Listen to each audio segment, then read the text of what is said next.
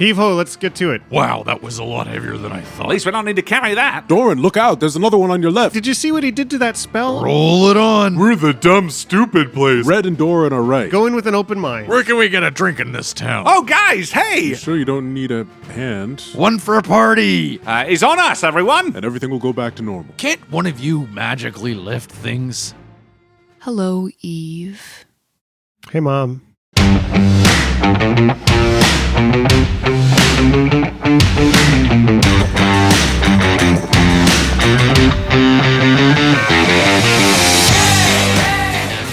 Welcome back to Dice Shame, episode 124, Friends in High Places. MVP this week is Habsyabivija, who wrote us a glowing review on iTunes about how much we inspire them in the way we play.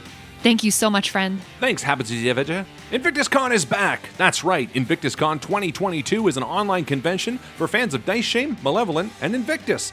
Join us the weekend of March 25th for RPGs, contests, panels, and more. It's going to be so much fun. You have to be there. If you'd like to join an RPG, head to diceshamepodcast.com/InvictusCon and find out when signups are open. Plenty of games to be had. Best of all, it's 100% free. Free! All right, should we play some D&D? Let's do it.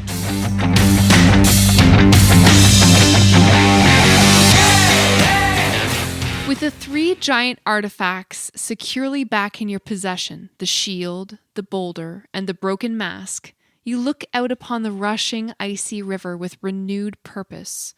The wreckage of the airship still smolders in the distance, but your attention is toward the tasks you have at hand. Silverymoon lies ahead of you, some significant distance to the southwest. But Red's inability to become lost and Jack's unerring sense of direction mean that you will make your way wherever you are determined to go.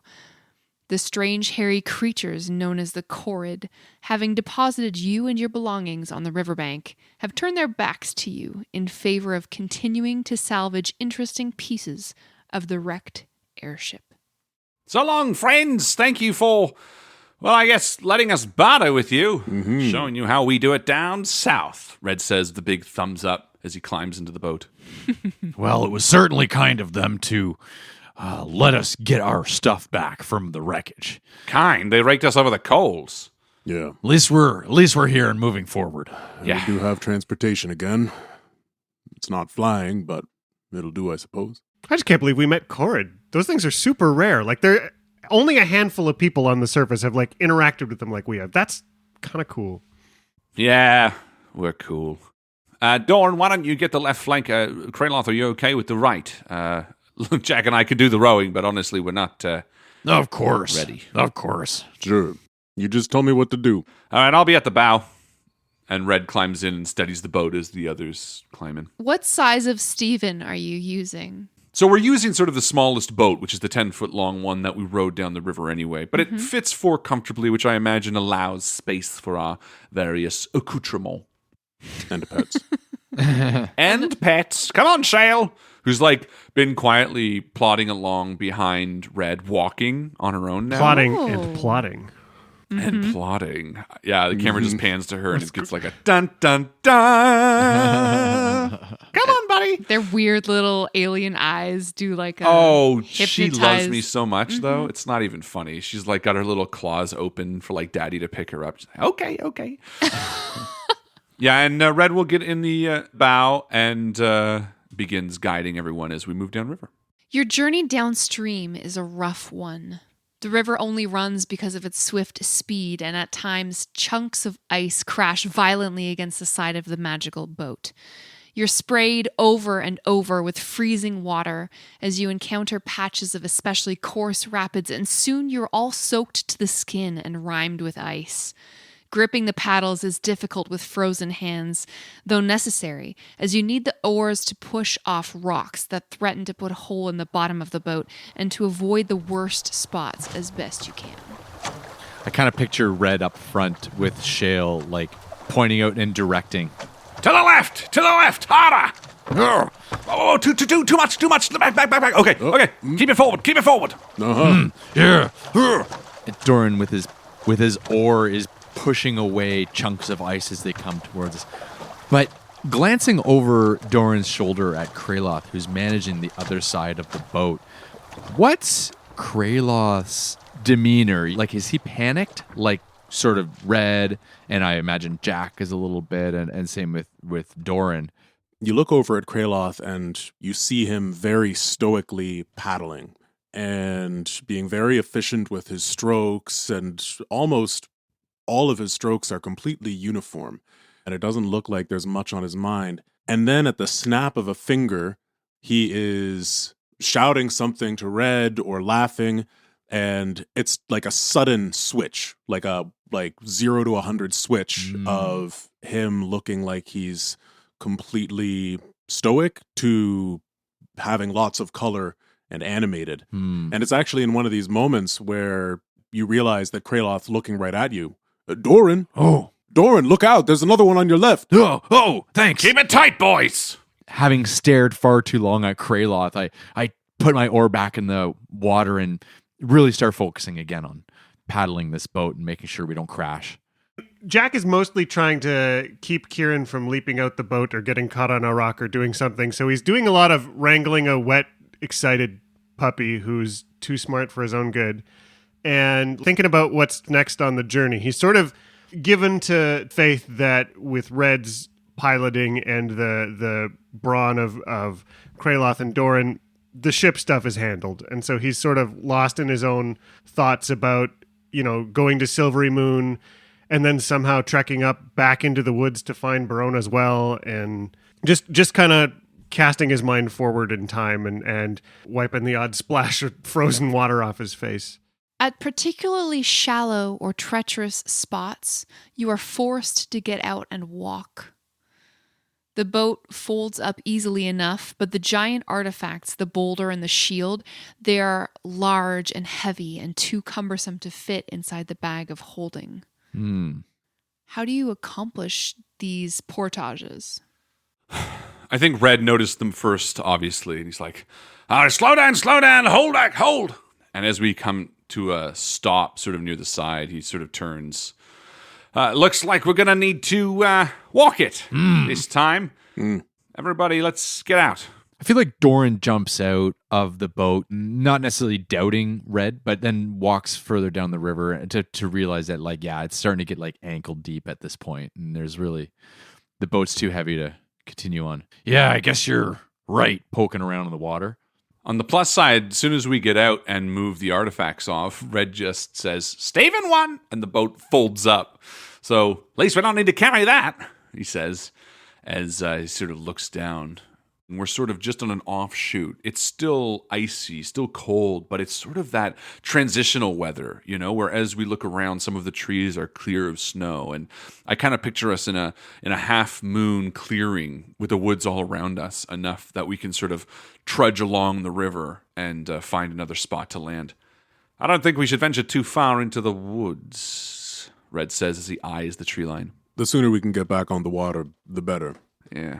And maybe Doran's standing, eyeing the artifacts, wondering how the hell we're going to, move them. I guess we could roll the boulder. Could we? Would that damage it? He looks over at Jack. It's a giant-made artifact that's lived this long. I think if a little scuffing is going to break it, then we'd be in trouble. I just don't worry about coming across two trees too close together to roll it through. Why don't we make skis? Some kind of, sliders that we could put it on and pull it. Might be easier. Or toboggan. Yeah. That's not a bad idea. Sort of use a way to drag it so that we don't actually need to carry it. That's awesome. Well, question. How deep is the snow? Could we just put the boat on the snow and drag the boat like you a sled? could if you were in an open plain. Oh, but it's pretty dense forest. Yeah, there's forest and rocks, and it would be... Plus, I think it would just be too awkward. because where there's trees and snow, it's usually not as deep, and so you've got Does it make the most sense to fashion something then and maybe just drag it? We can keep it upright, and Red sort of steps back, measuring with his hands. And again, the rarity of Red getting to show his guild artisanry, it comes out again as he sort of eyes the tree lines for the types of trees that he could cut down.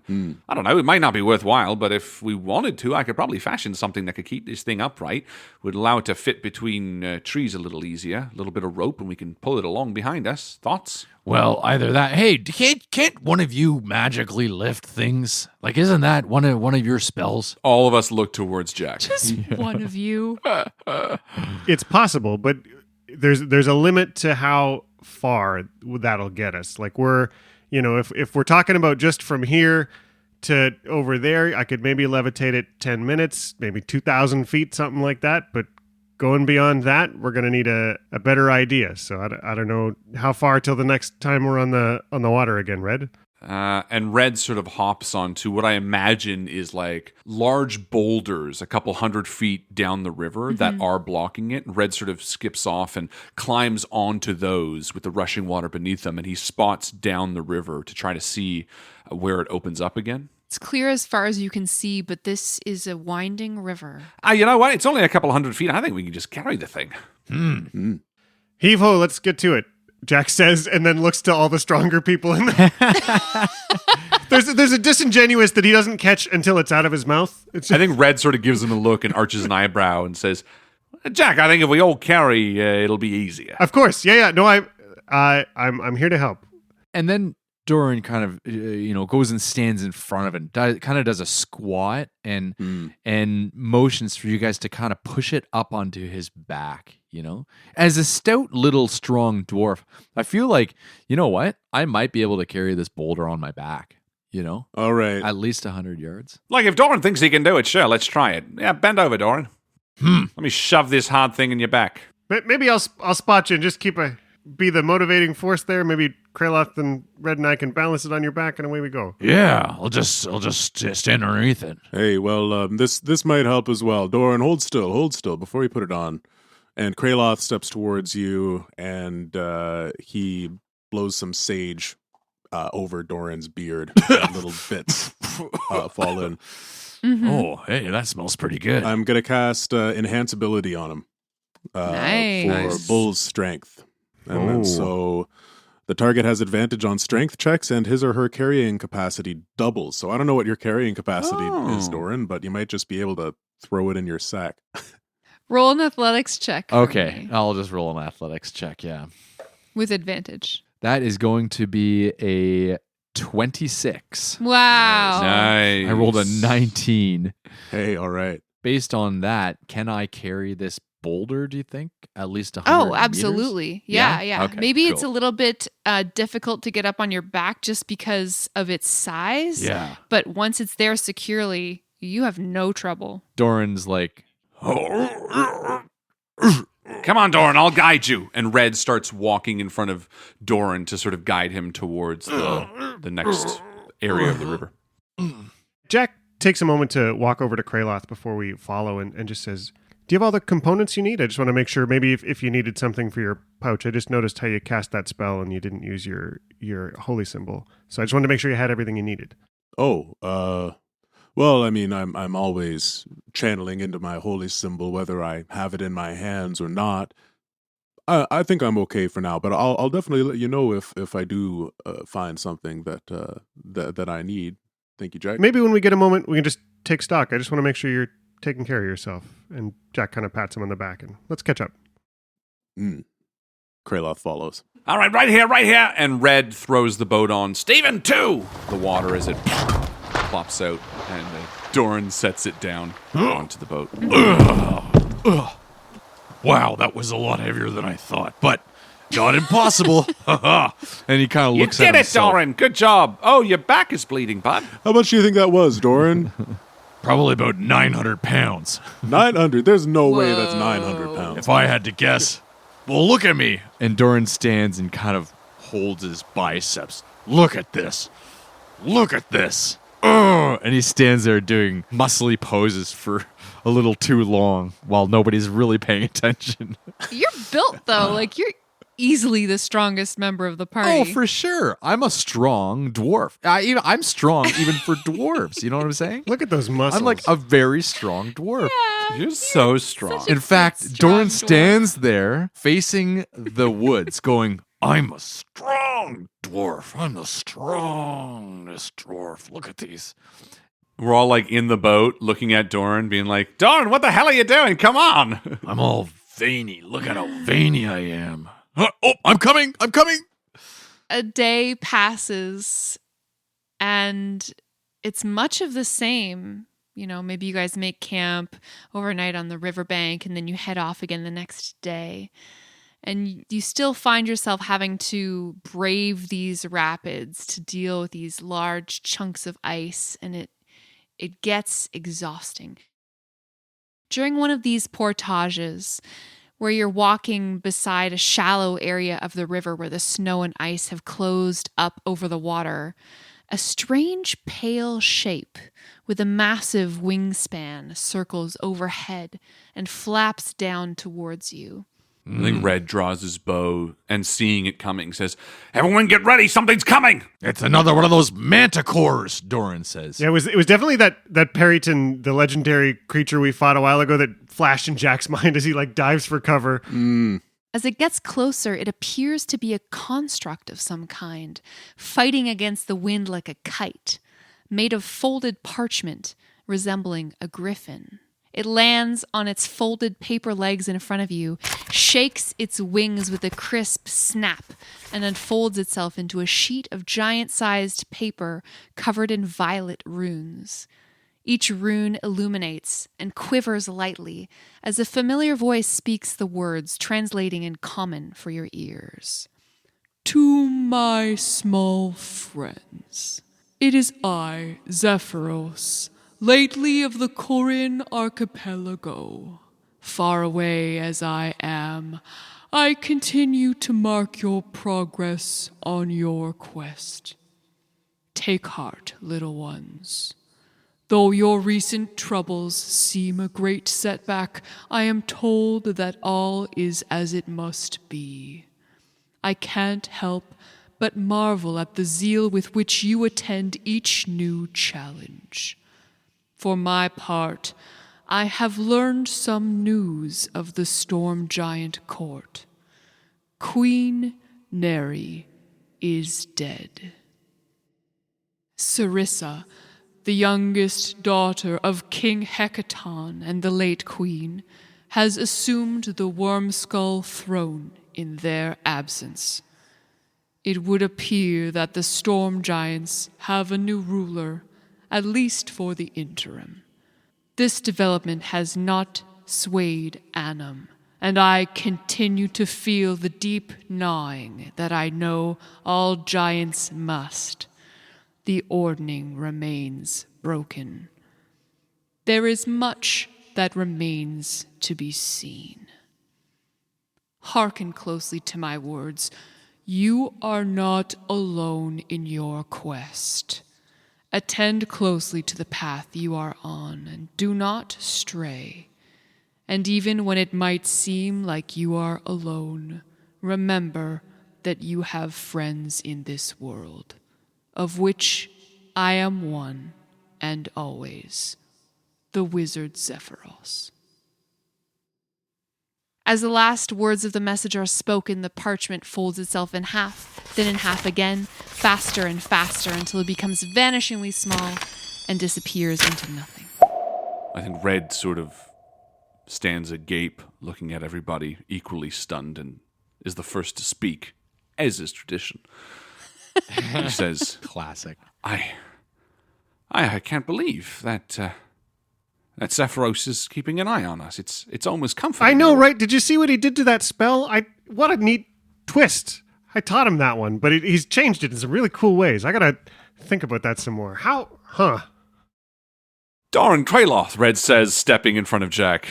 I can't believe that Zephyros is watching us. It's comforting in a way. I suppose. And Kraloth walks to where the letter vanished.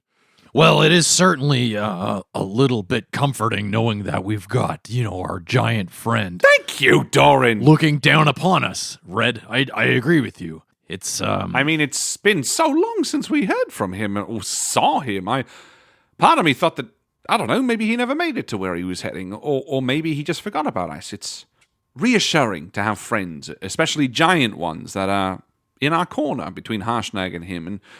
And frankly, I want to start counting our friends. As he said, having friends in this world is important. And Red sort of takes a beat and looks at everybody. I think it's what keeps us strong. And we need strength, he says, and takes a half step towards Kraloth. We need strength right now, more than anything. And that's not just the strength of Doran, and he touches your rippling muscles, but it's the strength of our bond, guys. More than anything, we need to stay strong together. He's right. We're on the path right now. We're on a path towards something greater, and I think we all feel the bitter sting of it. But also, it's a gift that we get to put the fates in our hands, and that's an honor we need to have the right head about. And I suppose part of it too is, and Doran looks back at the boulder, and then unknowingly also looking right at Kraloth. We've certainly faced some difficult challenges, but, for every step backwards, I suppose we are taking steps forward, too. You're damn right we're taking steps forward. We picked ourselves up, we're dusting ourselves off, we're moving downstream, we're going to Silverymoon to see Jack's mom, to find out what's going on, maybe get some help, who knows? Yes. Yeah, we can do this. Yes, of course, we can do this. We will sort out the ordning, and then all will be well with the world. And everything will go back to normal. I don't know that I'd go that far.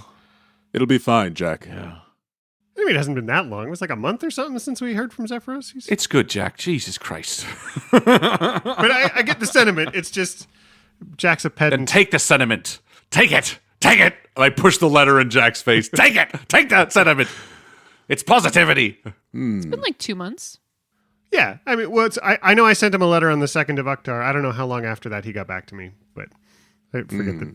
So, And Kraloth steps towards you, Jack, and he has a wide grin on his face, and he says, Red and Doran are right, and so is Zephyros. If we keep on moving, we take steps forward, we'll get to Silverymoon before you know it, and then we'll be able to put a rest to the ordning. It'll be okay. Yeah. Come on, follow me, Jack. You guys are going to love Silverymoon. It's way better than Everland. We're going to hate it, he says to Doran. Jack does not get us at all. It's just people walking around with books and just shushing any noise. That's Red's interpretation. Like if Jack loves the city, It's a city of a library. I just kind of the library city of Silverymoon. We all have little internal visions. Like Doran's we're going to love it there. And he looks up and there's a bubble above his head. And there's all these dwarves walking around and beautiful people and women. And he's like... And Red looks up and the bubble sort of pops and it's just a bunch of, people shushing each other. And he's like, I'm going to hate it there. Well, if you've made up your mind ahead of time, I'm sure you will. But if you go in with an open mind, I just have some really great memories of the place. Oh, yeah? Like what? Yeah, like what? I don't know. It'd be so fun as a DM just to make Silverymoon the dumbest, stupid place. We're the dumb, stupid place. And Jack starts going through his catalog of memories of Silverymoon, and they're all really just, they're not moments of the city as an adult. They're all just his glowing memories through the lens of nostalgia of being a kid, whisked away to your mom to do something incredible and mind-boggling and magical, and then shoved back to Waterdeep where everything kind of sucks.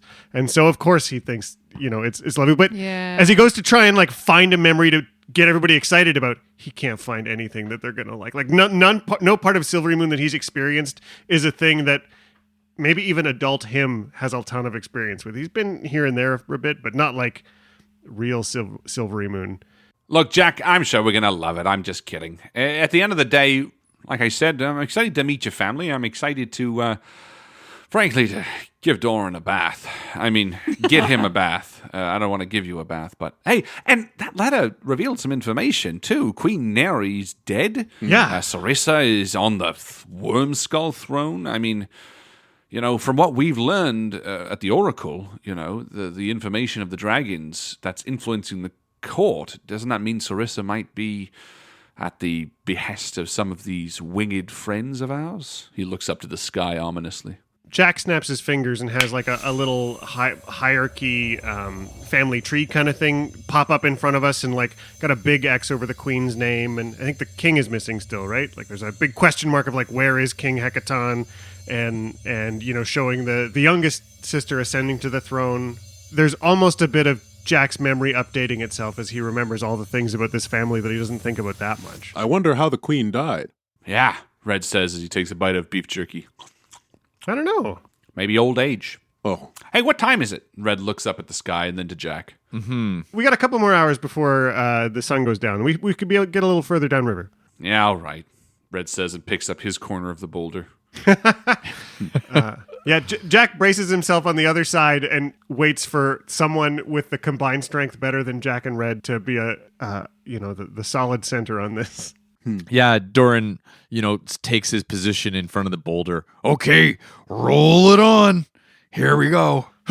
Darn, we talked about this last time, and we're not putting it on your back every time. This is our 17th portage today. You're going to break your back. I'll never. I'm so strong. Look at the bulging muscles. Oh, Jesus Christ, fine. Fuck it. Every time he does it, he talks about how awesome he is. Just wait until later that night where I'm like, my back. Oh! And you'll never be able to shut me up. by the way, Jack, Yeah. this thing's a bool, but does it do anything? I mean, it's a nicely polished stone, but does it have some sort of purpose besides being heavy? And round?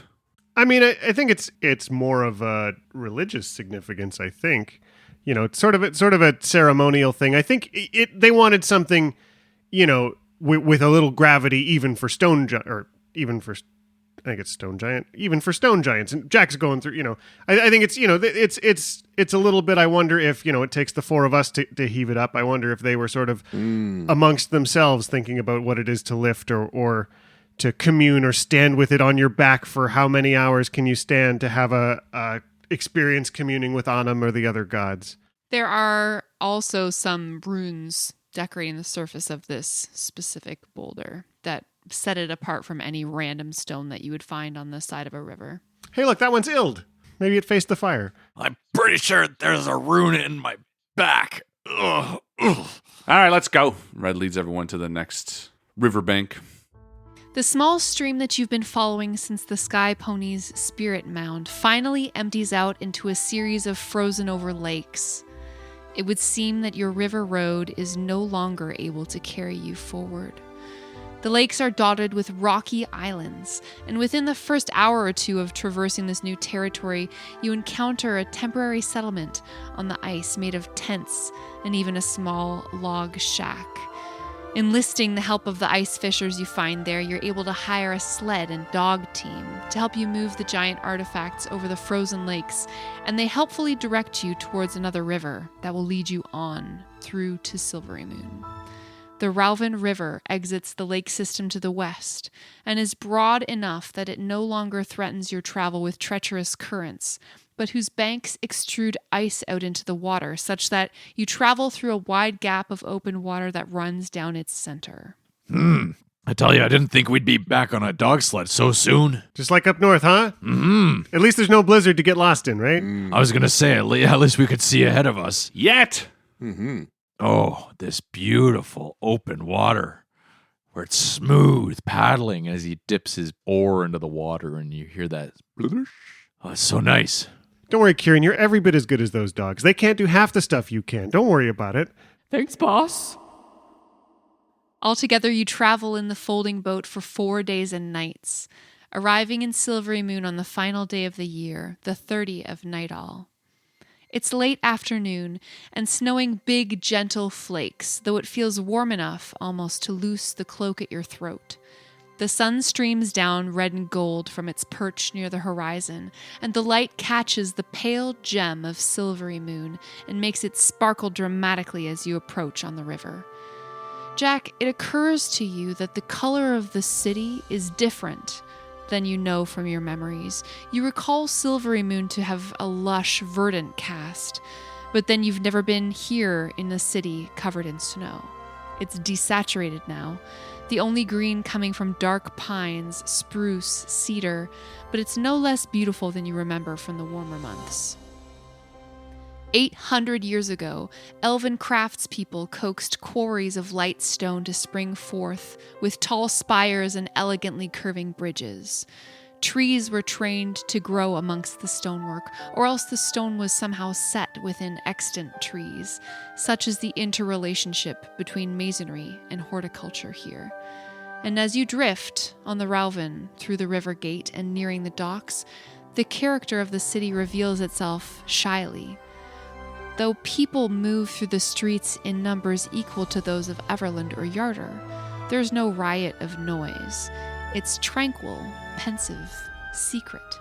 You smell the light amber scent of wood smoke. A distant temple is ringing with some unearthly choir. You have made it. Welcome to Silverymoon. Wow, sounds beautiful. There's people singing. Yeah. It's so peaceful. I thought I'd hate it, but it feels like a warm blanket. The snow has a nice effect as well. Kind of everything is so quiet. Yeah. You come up to the docks. There are other vessels here that are tied. They're gently nodding and bumping at each other, tied to the moorings. There's a woman at the docks that tries to help you tie up your boat. She's trying to steal it. No, it's all right. Everyone out. And Red hushes everyone out and then just folds up the boat. Jack stops on the last step before getting out, almost nervous to experience Silverymoon with these people in case like his perfect memories of it are to be changed in some way with a new experience. Well, now get out. Sorry, yeah. Just lingers there, and I'm like, come on, Jack.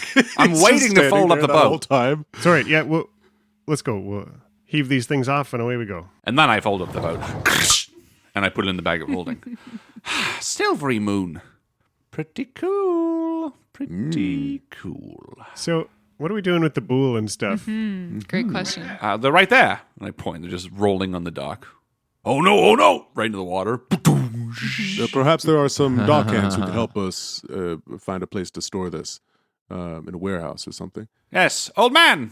Yes! Sorry, woman. Can you please help us with these large, heavy objects? We need some place to store them and roll them, and somewhere safe, preferably. We certainly have storehouses. Oh, you're so much younger than you seem from afar. Your voice is very strained from a distance, but up close you speak pretty normally. I'm very impressed with your range. You know, I can just lift the boulder, and Doran kind of like. Yeah, we know you're strong. God, But at this point, Doran kind of like awkwardly like walks over as it's clear he's strained his back at some point. Aww. I could just lift it again. I mean, So it's okay, Doran. You No, put a stone giant to Doran. shame. no, I'm okay. No, I'm it's okay. too I'll much, do it. Doran. It's No. fine. You need me to. Doran, listen to me. Your sexuality and strength is too powerful for a town like this. You need to tone it down. Otherwise, we'll be cast out. You think so? Trust me here. You're too strong and bulging with muscle. Yeah. Oh. Yeah, look at these lean elves. They're all wiry and elegant. They're just not used to you. They're going to be intimidated. Look, this old woman is intimidated. Yeah. Good point. Okay. Yes, of course, we all need help moving this boulder, especially me. Where can we get a drink in this town? You do have drinks in this town, right? Yes. Where is your cheapest pub? The woman at the docks points towards a tavern nearby that has a sign above the door that says the Rose's Thorn. Oh, is it nice and cheap? It is extremely... Frugal? Affordable? Cheap? It is affordable, yes. Brilliant. And you have a place that you could store this large, round object for us? Yes, we can keep this rock safe for you. Rock. If only you knew how much we went through for that rock. No problem. To the Rose! Is this a mostly elven town, or is it a mix? I mean, it is a mix, but it is largely elven. Okay, cool. I'm buying the first round, boys! And Red leads the way and kicks open the door to the tavern. I love how whenever you guys go to a new town, you're like, forget what the thing is that we were coming here to do. Let's go Are drinking. you kidding? Best place to learn about the local culture and cuisine. Hey, Jack, I bet they have one of those tarts that you love. What are they called? The Melon tart. Gazette. Oh, yes, that's right. Galette, that's it. We'll get you one of them. And Red, who had kicked open the door, but now it's swung shut again, turns around and kicks the door again and enters. And Doran, in a very jovial sense, after stepping into the door, turns to Kraloth. Hey, Kraloth, what are you going to have? And then looking at Kraloth, almost immediately, in almost an awkward way, loses his smile. What are you going to have to drink? Kraloth. Kraloth is looking around. He doesn't seem totally present and goes, what do you mean? Well, I just mean, nothing. I mean, what are you gonna have to drink, Kraloth?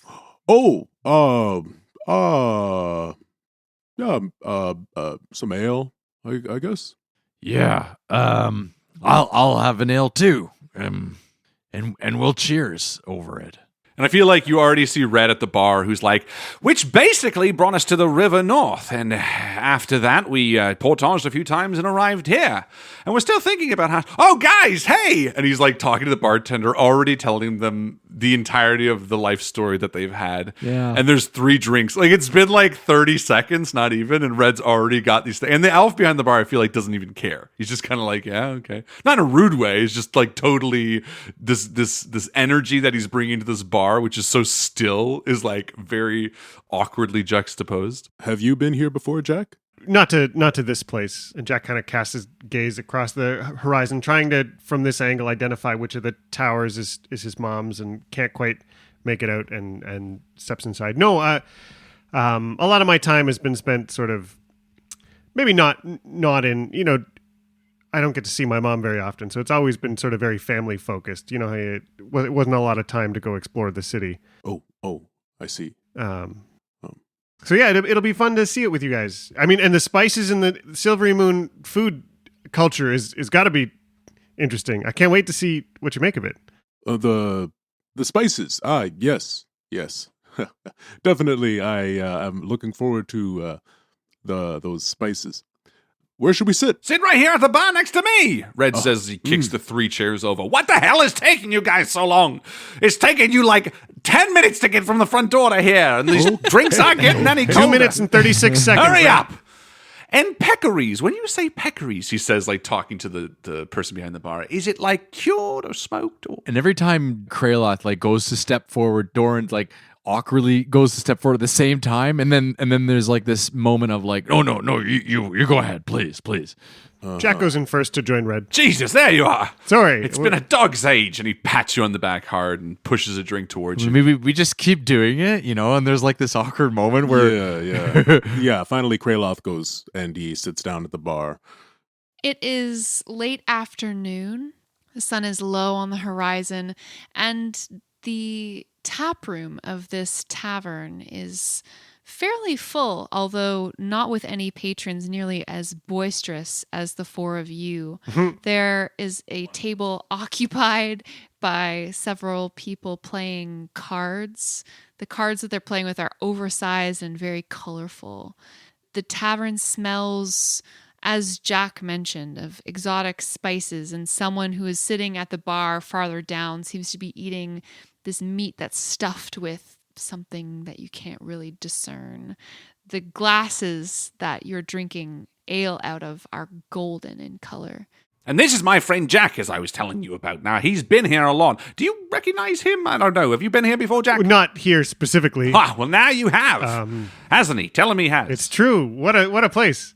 It's great. It's nice to be here. Welcome to the Rose's Thorn. Can I get you anything else? Yeah, we'll get 4 of the pecorines. And then 4 more, just your standard ale, please. That's right. And a bottle of wine, maybe, for the table. Just so they can try some elven wine. For the table. Sure. I love it. Absolutely. I hope we get to drink some, too. Red or white But, or... I mean, if you've got Elverquist, 100%, that would be the... Red. Definitely red. Yeah, You know, so silvery? red, white, Elverquist. Elverquist is what they say it's distilled from sunshine and rare summer fruits. It's the best wine. It's the most elven wine experience I think that I've ever had, and I just think it would be fun to share it with you. Is it red? I typically like things that are red. It's I wonder why. it's hard to like it's flecked with gold. It's a experience unto itself. It defies. Sure, a bottle for us, but also bring me some of that red stuff that you mentioned, because that sounds fun, too. Yep. You guys settle in at the bar, I suppose? Yeah. Cool. Just sit at the bar. Yeah, the Elverquist comes on a special platter. There are 4 specific goblets that are served with this drink. Yeah. And as it comes out of the bottle, sparkling, like Jack mentioned, it also kind of smokes a little bit. My God, what does this thing take you home at the end of the night too? How much is this, by the way? Don't worry about it. I did ask for cheap, and I give like the bartender a side eye as if we're being duped, which I know we're not because Jack requested this. This one's on me, Red. I sort of take the bottle and make sure everybody's got a glass and to Silverymoon with friends. What a way to experience the city. Thanks for making it here with me. I'll toast to friends. I will also toast to friends. Here. Yes, a toast. Making the next checkpoint on our travels. Cheers. Weird way to say it, but all right. Red downs it. Yeah, Doran downs it too. And then goes to pour another from the bottle. Jack takes an appropriate sip. That was great. So, what kind of games you got around here? Let's get some energy going on. Remember Yada? And Red turns around to the open bar, which is silent.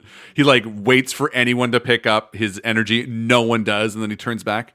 Yada was great. I don't think there are any Drag King bars in Silverymoon. Yeah, that's okay. We don't need to go there. Tell me this place has a pulse, Red says to the bartender. What do you guys do for a little bit of energy? Gambling, excitement, racing, fencing? What do you guys do?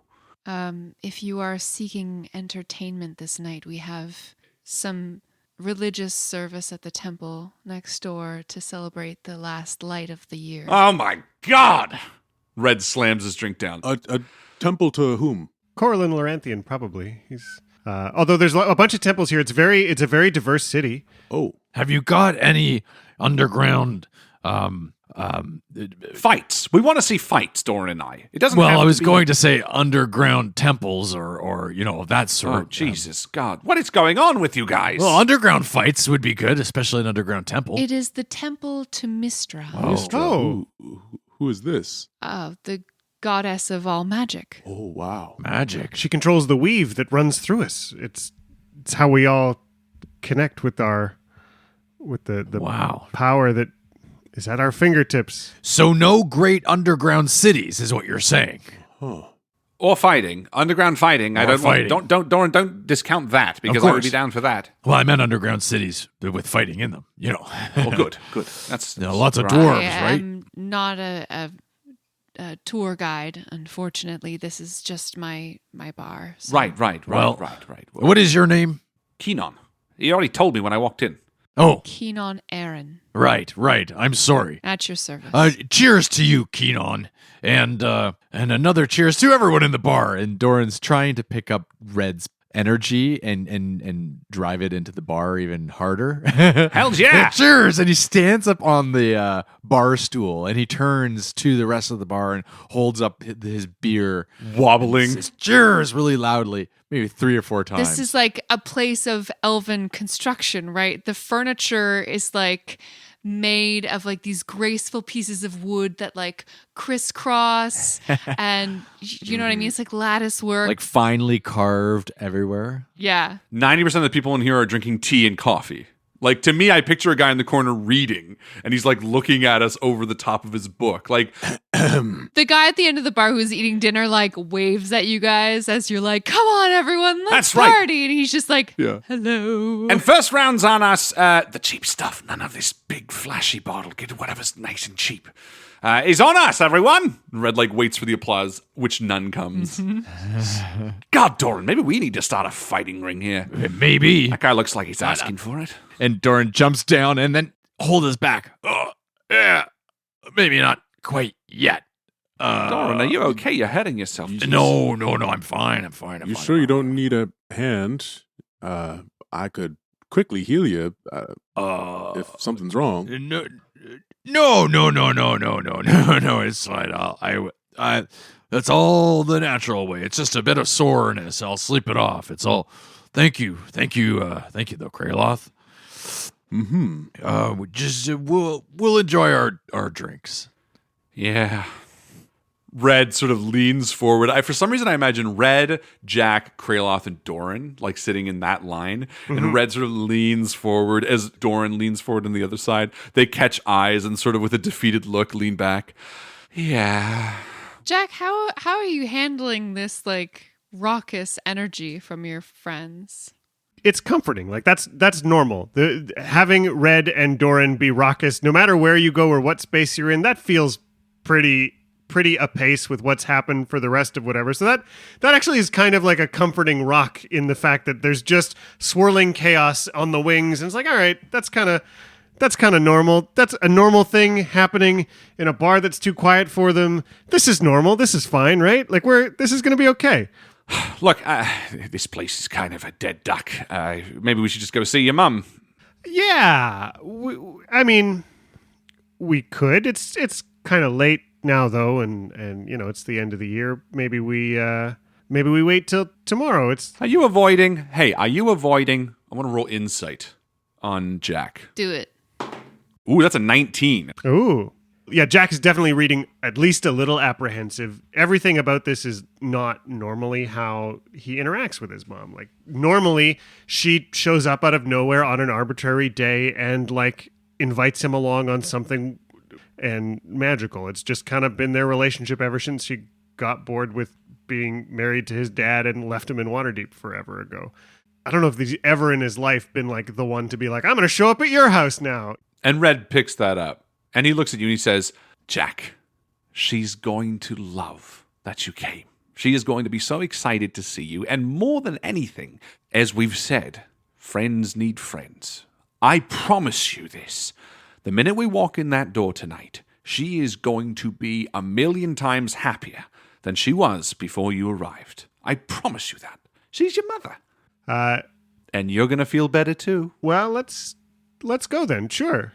Just because this place is dead. And Doran looks around, and then I feel like both times that Doran and Red say dead, they articulate it to the room. Like they turn around, they're like, because this is dead, maybe we should... Yeah, and I do articulate it. This place is completely dead, but we can totally make a party out of it. Can I hear one for a party? Yeah! And Doran just chugs his beer back. All right, let's go see your mom. Yeah, let's get the fuck out of here. Jack reaches down and pats Kieran on the head and stands up and is like, yeah, it's the last night of the year. Let's go see family. You're already with family, bud. And I throw my arm around Jack. Yeah. The red light of the setting sun catches your backs as you head east, away from the riverside and into the city. Its buildings are tall. Some seemingly climb up the sturdy trunks of trees with spiral staircases and bridges connecting limbs to the upper and lower floors. The longer you examine some detail of your environment, the more of an intimate picture you discern. A tree reveals itself to be a dwelling. Some root hides a city bench upon which 2 elven girls are quietly sitting, training a sparrow. And above that, a balcony is carved from white stone, and there's a woman curled up in furs reading a small book. But it's almost impossible to see it all at once. You have to really focus, and then you realize that the rooftop of the shop nearby is actually a staircase leading up, and underneath that there's someone inside behind 2 almond-shaped windows, cleaning them, and then he disappears. The whole city feels like a dream that you're descending into. Jack leads you through these streets with a sure stride. His mother's home is almost under the canopy of a temple to Shalia, a tree that is visible from some distance within the city. Its leafless limbs are strung with cool yellow light and cast a romantic glow for blocks. Kimara Leilithar's home and study is reached by ascending the wide arboreal stairwell on the side of a building whose sign proclaims it to be the Second Quill, Rare Tomes and Scrolls. Up 2 more flights and around the corner, partly sunk into the side of a giant cedar tree, a small tower sprouts like a delicate ivory mushroom. Dim light emanates from windows that pierce its silhouette. She might not even be home, but I guess we should probably knock now that we're... She'll be home, Jack. Everyone's always home, and Red pushes forward and knocks. As you reach the door, as you go to knock, it is opened by a tall elven woman. Red screams in her face. Oh, you scared me. She has long auburn hair pulled back with elaborate braids and wears a cream-colored dress. Her complexion looks like moonlight, unmarred by any mark of age and luminous. And despite this ethereal beauty, she undeniably bears a resemblance to Jack. Something about the cheekbones, the eyebrows, the way she searches each of your faces before landing on her son's. Her eyes are dark and deep. Hello, Eve. Hey, Mom. And who are these? So this is Red and Red-handed Doran. Robin, and this is Doran, and this is Jack, and this is... Oh, sorry, you knew... Kraloth. That's all right, I Kraloth. got all flustered. Normally, I'm the introduction one. Let me... Yeah. I am Lady Kimara Lelathar. Please come inside. And she steps aside from the doorway and nods just one time, inviting you in. Well, hello. And Doran steps in and puts a hand up into her face, as a handshake. Mm-hmm. It's very nice to meet the mother of little old Jack over here. I think Jack's blushing. There's just... I don't know if it's a cringe or a blush, but there's definitely something with Doran trying to stumble through that he's reacting to. Red steps forward next and says, sorry, normally I do the introductions, and then you ask Jack who it was, but there's sort of a banter we have where I always introduce... My name's Red, Red-Handed Robin. It's a pleasure to meet you, and you do look a lot like Jack. You sort of Jack with long hair. Jack, have you ever thought of... No? Okay. Doran is... I'll go wait by him. You have a lovely home. And Kraloth walks in and extends his hand as well. She looks at you with a face that kind of drops into a serious expression. She takes your hand and shakes it. Please come in. I think Jack steps and gives his mom a hug and sort of feels a little bit of relief for a moment. Hey, Mom, it's good to be here. She smells just 100% like you remember. Mm-hmm. And her home is so familiar to you, and yet so strange. The things aren't where you remember them being, but the possessions are all the same. Mm-hmm. She's been accumulating them over an age. There are plants sitting on top of curio cabinets that trail along the floor. There's a set of antlers that adorn the wall. Above her writing desk, piled high with books, a scroll cabinet, and a cozy fireplace. It's not a cluttered living area, comfortable. Pile of pine logs stacked neatly beside the hearth, and she leads you over to a small dining table set with high-backed chairs, and she gestures for everyone to take a seat. I feel like Red is like explaining the misunderstanding to like Doran. Like he's like, but when Jack did this, I know, Red. It's like, but I Red. wasn't trying to. It just Red, you're normally always I'm the one who introduced. introduces. Don't I introduce? I mean, but it is. It's normally me. It's not that big of a deal. And Red sits down. Tell me, Eve, what brings you to the city? Eve, why does she keep calling him Eve? I don't know. Shut up. Eveben. It is his elvish name. Oh, you have good ears. It's like she can hear everything we're saying, even though I'm whispering it to you. Mind you, we're like within... Shut up. Okay. We're on a quest. It's been a long year. Let me start from the beginning. We have much to talk about, of course, but that can wait. It is the final night of the final day of this year, and I saw that you were coming today. Oh, Though I did not foresee your companions, I thought that you were alone. And she turns around, and you all follow her gaze to the stairs behind her, to the footsteps coming down, and to the man that the footsteps belong to. Jack, it's your love, Torin. Oh, how nice.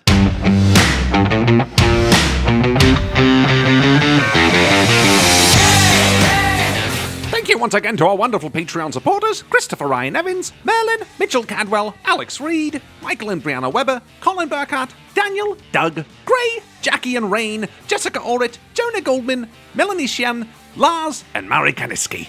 See you soon!